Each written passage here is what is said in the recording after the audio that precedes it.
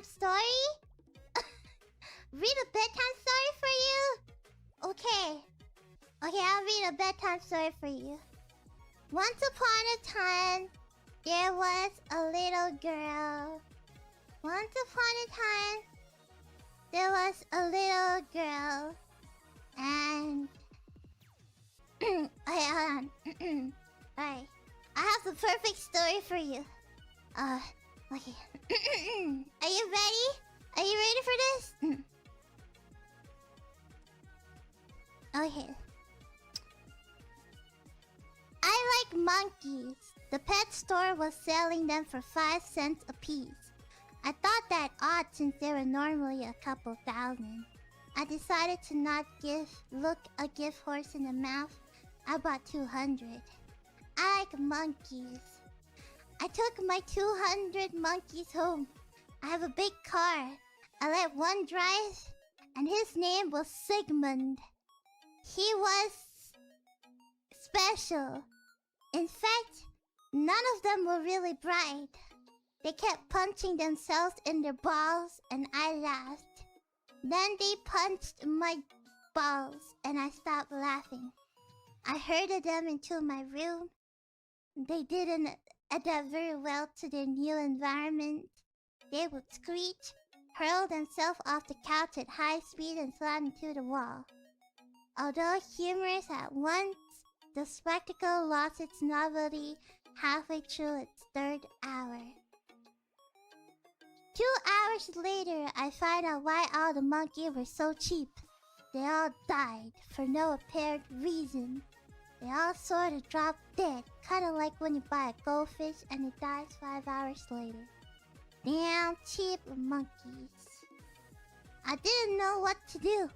There were 200 monkeys lying all over my room. On the bed, in the dresser, hanging from my bookcase. I looked like I had 200 throw rugs.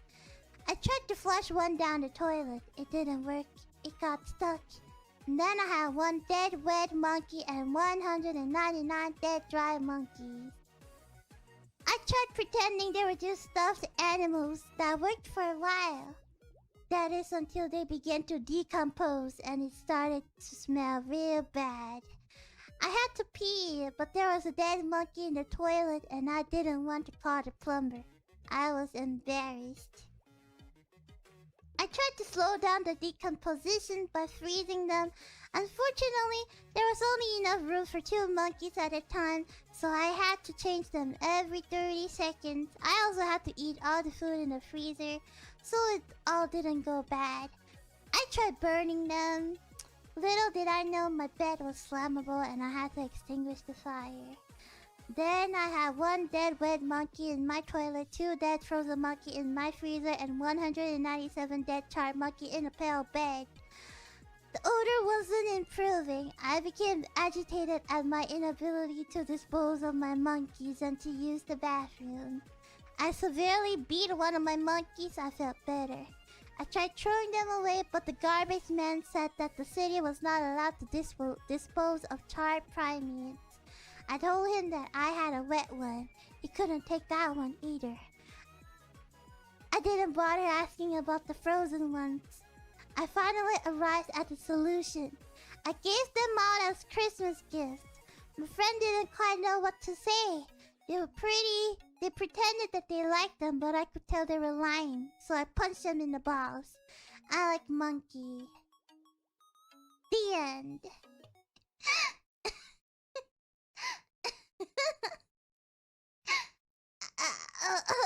I hope you like my little story. Oh, my old bones.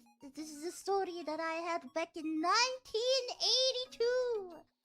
Back in 1982 in the south of Alabama, when I used to live in a small cottage with my neighbor Jerry. Oh, he was a weird guy. He had so many monkeys. And I had to experience this myself, and God, it smelled like hell in there. Now the old times are gone, and I'll forever remember Jerry and his monkeys. So I hope you like this little story that I share for you.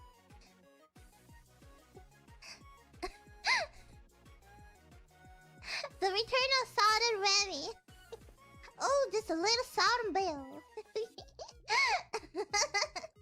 Hey, anime uwu girl.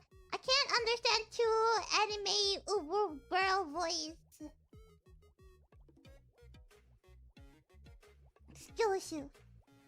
Remi, what was even that story?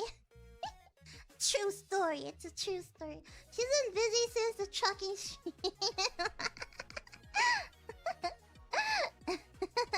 She has a list, please understand. I don't have a list. I have Elmer Fudd syndrome.